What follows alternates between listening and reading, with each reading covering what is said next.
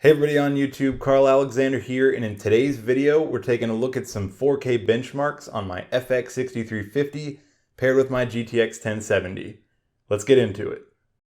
Everyone who's into PC gaming now knows 4K 60 is the new 1080 60. It's coveted, extremely expensive, and sometimes impossible to obtain. Now I don't have the hardware to achieve the ultra settings 4K you'll see on Digital Foundry, but I was curious to see what kind of 4K performance I could get out of my GTX 1070 paired with the FX-6350.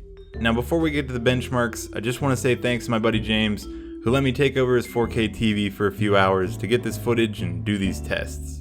To start off, I tested some older and less graphically intensive games just to see how they would perform. Portal 2, Left 4 Dead 2, The Long Dark, and Firewatch all perform well over 60 frames per second on highest settings. 0.1% lows on 3 of the titles remained above 50 FPS, meaning frame dips were rare and almost completely unnoticeable. The 30 FPS minimums on Firewatch are probably from some locked animations. This shows that the GTX 1070 and 6350 are more than capable at providing enough power to get over 60 FPS in some lightweight titles.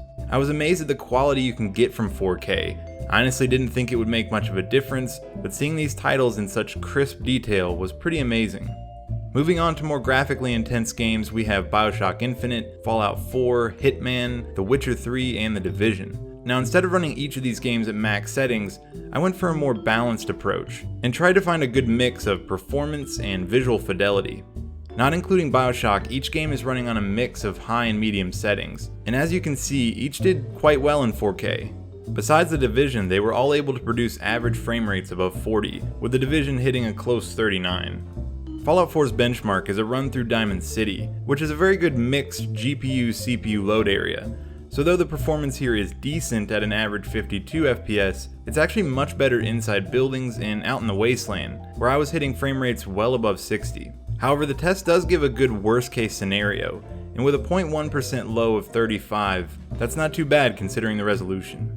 The Witcher 3 looked incredible and was totally playable at its 45 FPS average, and though it had 1% lows dipping into the 20s, I really had a hard time noticing. Combat was smooth, and the only dips I noticed were obvious loading hitches related to its open world nature, which also occur on the 6350 at lower resolutions.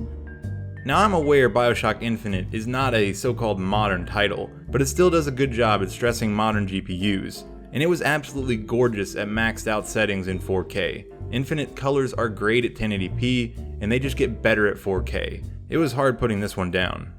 Hitman straight up shocked me. This game has issues on NVIDIA cards, and its 49 FPS average was unexpected. Again, just like The Witcher, its 0.1% lows come from some sort of specific area hitching, but isn't representative of the entire experience.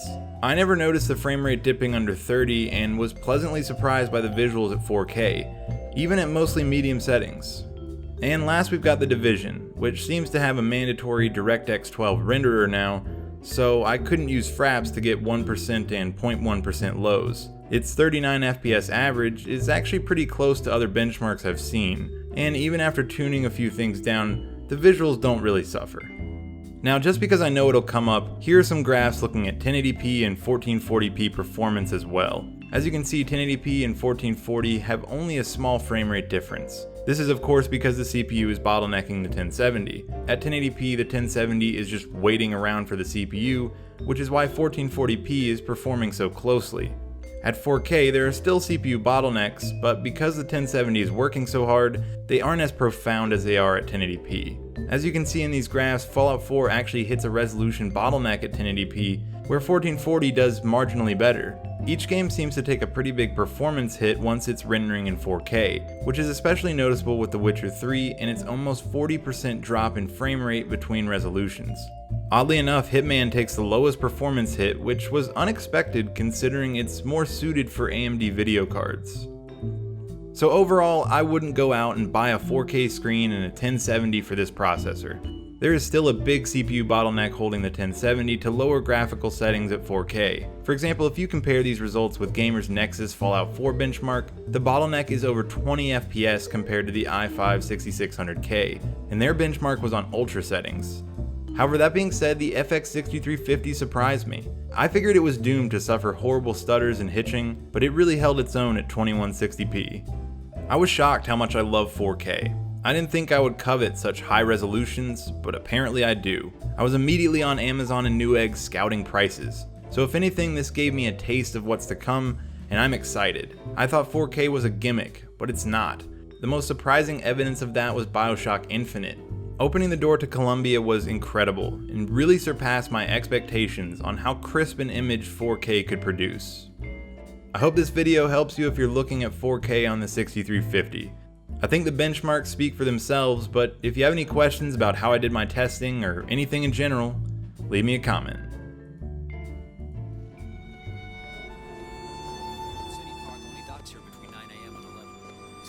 Good to see you. In-depth coverage of today's festivities. There will be hot dogs for the men, lime rickeys for the girls. Okay everybody, that was my video for this week. I hope you liked it. If you did, give me a thumbs up. If you didn't, I think you know what to do. Leave me a comment in the comment section, and as always, hit that subscribe button wherever it is if you want to see more videos like this one in the future. Coming up next week, I've got a video on Heroes and Generals. I'll be doing a review on that game. But besides that, I've got more content to come. I hope you stick around for that one, and I'll see you then.